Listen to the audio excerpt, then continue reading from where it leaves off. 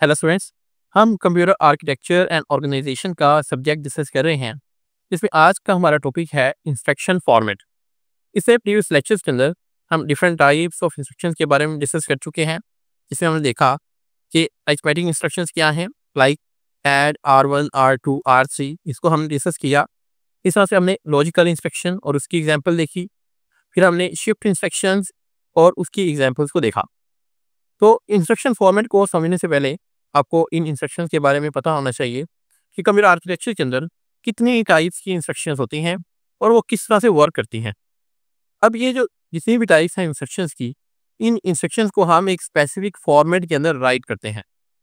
वो फॉर्मेट क्या है, किस तरह से सीपीयू उस फॉर्मेट को अंडरस्टैंड करता है, ये हम आज के लेक्चर के अंदर डिस्कस करेंगे।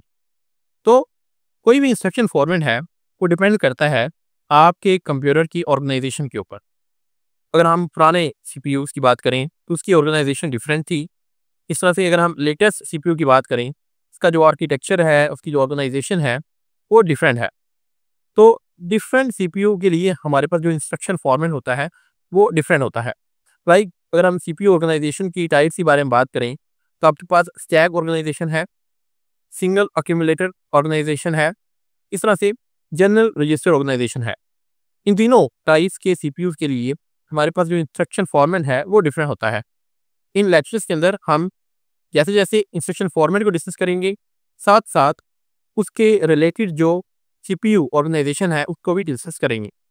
आगे बढ़ने से पहले हमारे चैनल को सब्सक्राइब कर लें ताकि आने वाली तमाम वीडियोस आप तक टाइमली पहुंच सकें। तो अगर हम बात करें इंस्ट्रक्शन फॉर्मेट की, an instruction format is the layout of bits in an instruction specifying the operations and operands. कि इंस्ट्रक्शन फॉर्मेट बेसिकली क्या है, लेआउट ऑफ बिट्स है कि ये लेआउट सीपीयू को बताता है कि कौन सा ऑपरेशन परफॉर्म करना है और ऑपरेंड्स कौन कौन से हैं। लाइक ये आपके पास एक इंस्ट्रक्शन है ऐड R1 R2 R3। अब इस इंस्ट्रक्शन के डिफरेंट कंपोनेंट्स हैं। तो कंपोनेंट्स की बात करें, पहला कंपोनेंट आपकी इंस्ट्रक्शन के अंदर होता है ऑप कोड। ये क्या है? This tells the CPU what to do. ये कंप्यूटर को बताता है कि क्या करना है। लाइक इस इंस्ट्रक्शन के अंदर ऐड ADD ऐड, ये बेसिकली ऑप कोड है। ये बेसिकली सीपीयू को बताएगा कि आपने एडिशन का ऑपरेशन परफॉर्म करना है। इस तरह से आपके पास ऐड एक ऑप कोड है। आपके पास डिफरेंट ऑप कोड्स होते हैं, लाइक सब्ट्रैक्ट है, इस तरह से मूव आपके पास एक ऑप कोड है, और आपके पास बेशुमार ऑप कोड्स होते हैं जो आप अपनी इंस्ट्रक्शन के अंदर इस्तेमाल कर सकते हैं। ऑप कोड के बाद आपका दूसरा कंपोनेंट है operands. These are the data on which the operations will be performed।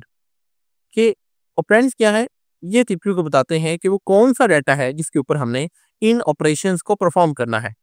Like इस इंस्ट्रक्शन के अंदर R1 R2 R3, ये आपके पास यहाँ पर ऑपरेंड्स हैं।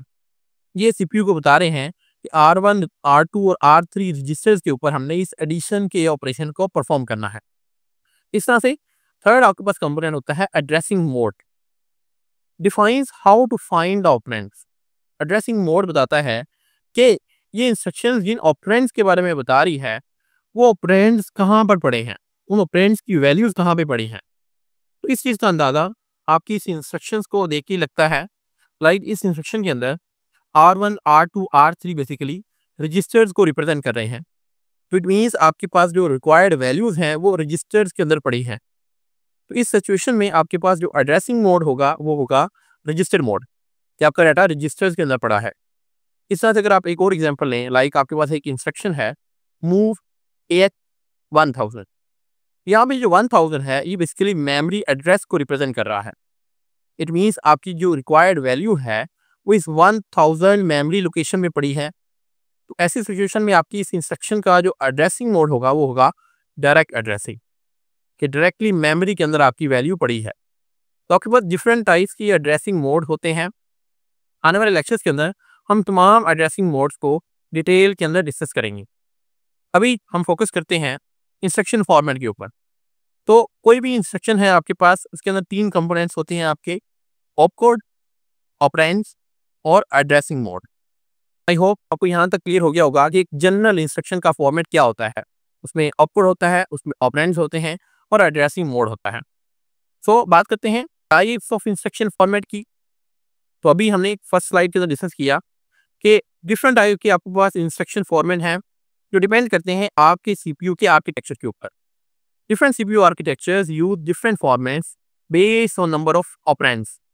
कि जो आपके पास डिफरेंट टाइप्स के इंस्ट्रक्शन फॉर्मेट हैं उसके अंदर बेसिकली डिफरेंस क्या होता है, डिफरेंस होता है उनके ऑपरेंड्स के अंदर।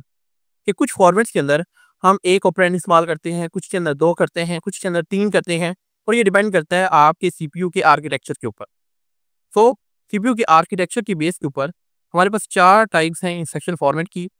इसमें आपके पास है 0 एड्रेस इंस्ट्रक्शन फॉर्मेट, फिर आपके पास आता है 1 एड्रेस इंस्ट्रक्शन फॉर्मेट, देन है आपके पास 2 एड्रेस और 3 एड्रेस। आने वाले लेक्चर्स के अंदर हम 1 बाय 1 करके इन तमाम इंस्ट्रक्शन फॉर्मेट्स को डिटेल के अंदर एग्जाम्पल्स के साथ डिस्कस करेंगे। आई होप आपको ये कॉन्सेप्ट क्लियर हो चुका होगा कि एक जनरल इंस्ट्रक्शन फॉर्मेट क्या है और उसकी कौन कौन सी टाइप्स हैं। आज के लिए इतना ही, मिलते हैं नेक्स्ट लेक्चर के अंदर। Thank you very much.